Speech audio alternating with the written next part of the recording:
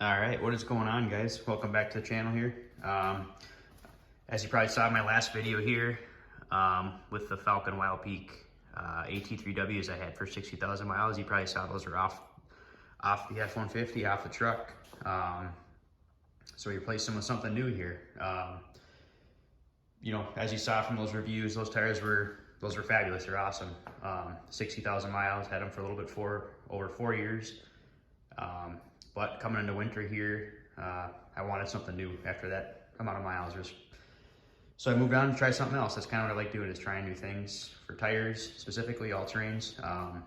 So with that, I'll show you what I have here now. As you can see, I got the Cooper Discover.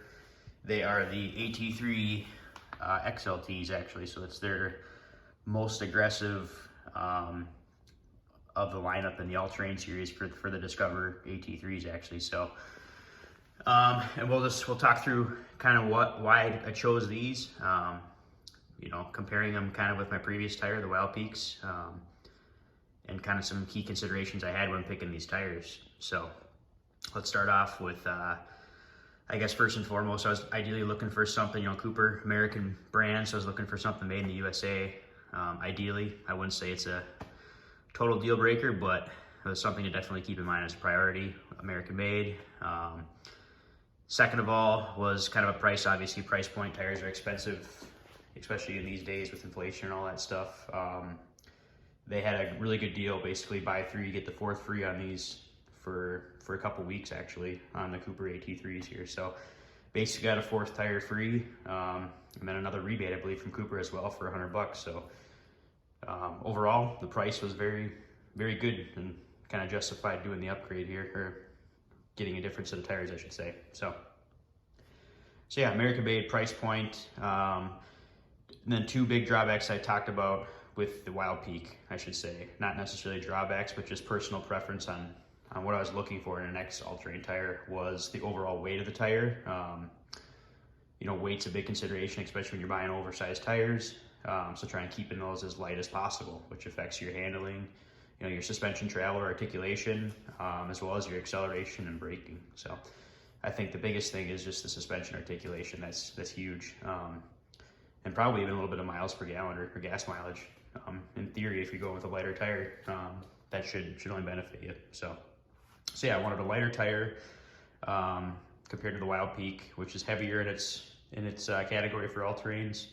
And then I wanted something that's a more traditional or true two-ply sidewall. So being on a half-ton truck, I wanted something that was a little more conforming, I should say, to the roads and as well as off-roading too, not so stiff, if you will. And that kind of comes with a caveat as well. So like the Wild Peak, for example, like I mentioned, kind of has that two-ply sidewall that's folded over for, in theory, a 4-ply thickness. So it's really durable, robust. It's a tough sidewall, but with that, you get a rougher ride. So being on a half-ton truck, I kind of decided that was overkill.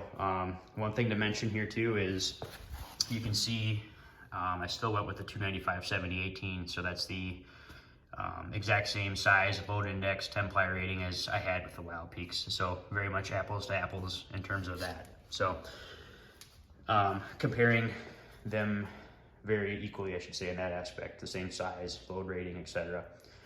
So yeah, two key considerations when picking this all-terrain was the weight, obviously lightweight. So there's about, I think the Falcons in this same size went a little over 68 pounds per tire. This one, I think, I'm trying to remember, Discount Tire, I believe, says 59 on their website. Tire Rack, as well as Cooper's website, directly says 61. So it's somewhere around that 7-8 pounds weight savings, which is huge in unsprung rotational mass. So that's a fairly good percentage of the tire and overall weight. So definitely definite improvement on that in terms of weight. And then next, talking back about the sidewall construction. So like I said, these are, from what I understand, looking and researching, as a more traditional two-ply sidewall where there's no special like roll-ups or double backs where they increase the thickness. So yeah, the catch could be probably in theory less durable, I guess, less thick, so maybe more prone to punctures. However, with what I'm doing for this truck, 90% on the highway, commuting back and forth, a two-ply is more than significant for me, or enough for me, I should say. So 2 key considerations. One thing to note on these two, this 295/70/18, for Cooper, these are not 3-peak snow rated. I know previously my KO2s and then the Wild Peaks, that was kind of a necessity or something to look at. And these are just mud and snow rated. So what I did see is Cooper's website, I think the 265 series and 275 series, so the narrower versions of this same size tire, 18-inch tire, I should say, are 3-peak snow rated. So it could just been a cost thing for R&D to go through the RMA 3-peak certification on all their sizes, and maybe they just chose the 2 that were most commonly sold. I know that those sizes, the narrower sizes, are pretty common on 3/4 ton, 1 ton trucks. So could be the reason. I'm not sure why. However, it looks like the design and the compound and stuff looks to be the same. So although they're not 3-peak rated here in the Midwest of the snow belt, I feel more than confident with these. So we'll see how they hold up here in this first winter coming here any day now. So one thing that was more assuring about not having these 3-peak rated, as you can see, there's a ton of siping in these. I would say even more than the Wild Peaks have. Definitely more than the KO2s have, all the way throughout the tread design here, I should say. So plenty of siping here, so I think these are gonna hold up just great with wet traction, winter traction, snow, you know, that sloppy, slushy mess that you get in the snow belt region. So I think these will do just fine. One other thing too that kind of assured me is, I don't know if you can see in the video here or not, but these are very tacky or soft, if you will, for a compound. So much softer than the Wild Peaks were. So I think that should only aid in traction here in theory. So I think these should be just fine. Probably just as good as a lot of 3-peak rated tires themselves.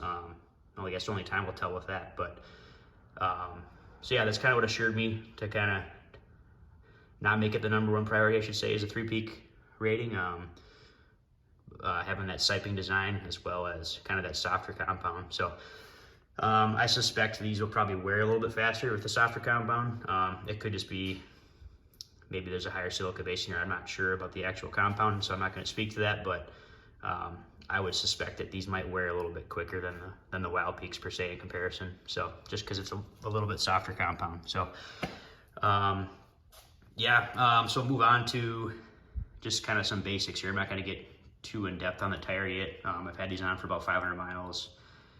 So it's just like an initial thoughts that I have, I guess, about the tires, and kind of went with them, I guess, compared to my previous sets. So yeah, sidewall, as you can see, it hosts a really nice aggressive sidewall.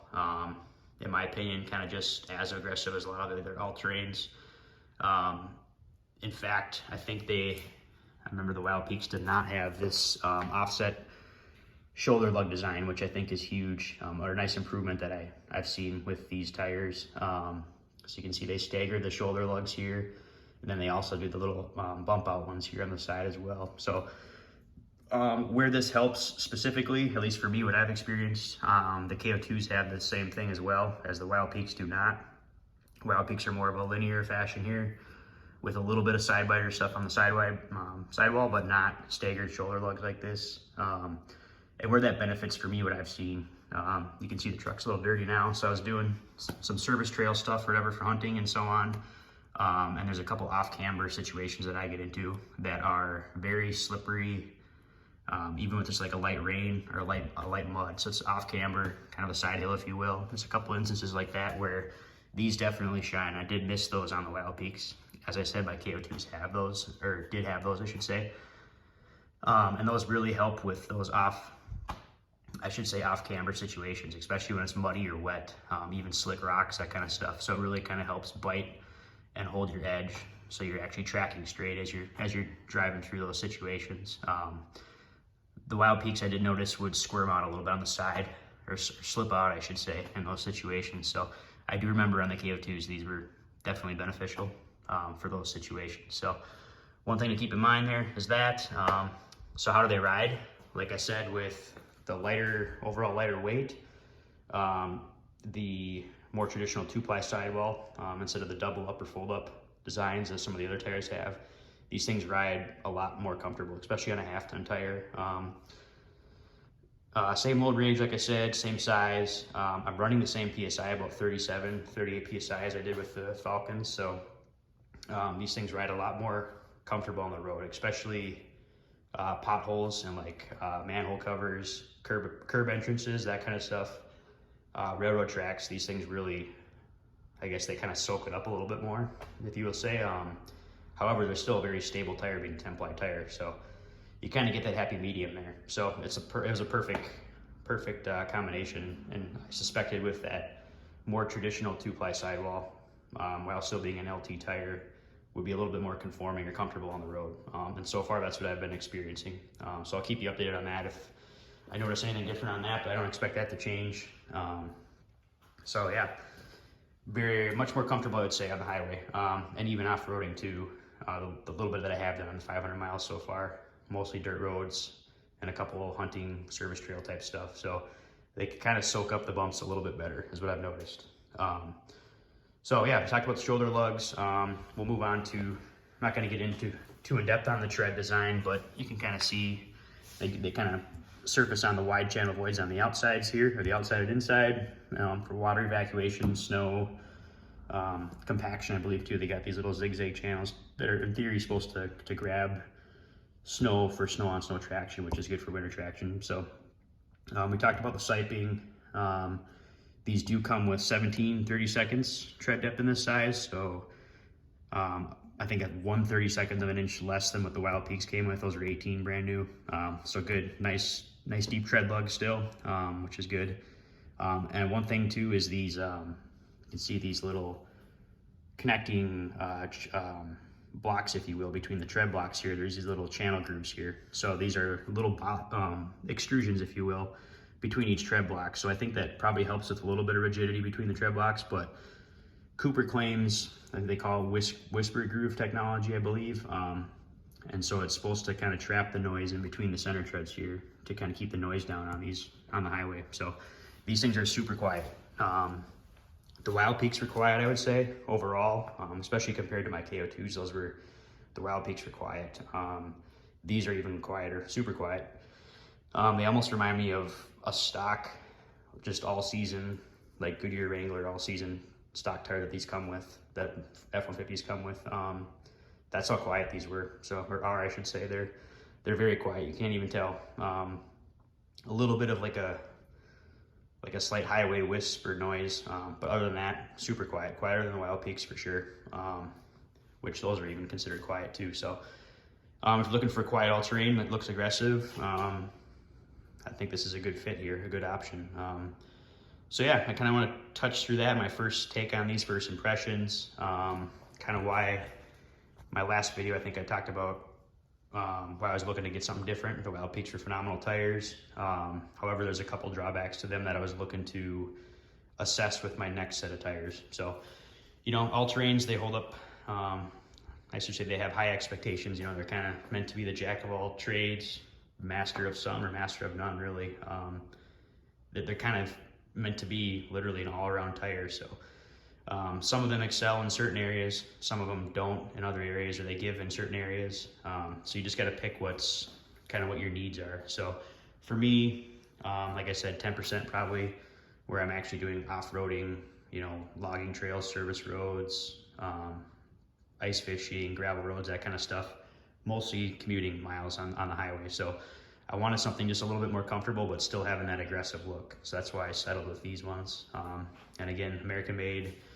The price was right with their specials that they have going on right now just before winter. So yeah, I couldn't go wrong. So they met the bill on kind of the two areas that I was looking to improve upon for all-terrain tires, was the weight and then the sidewall design.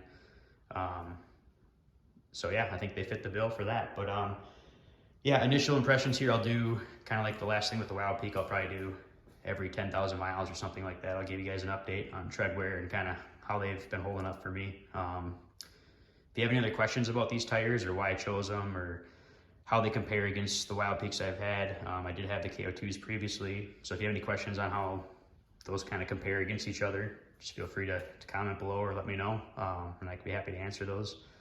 But yeah, just wanted to give you an idea of what I went with and how they're holding up so far. So anyways, thanks guys for watching.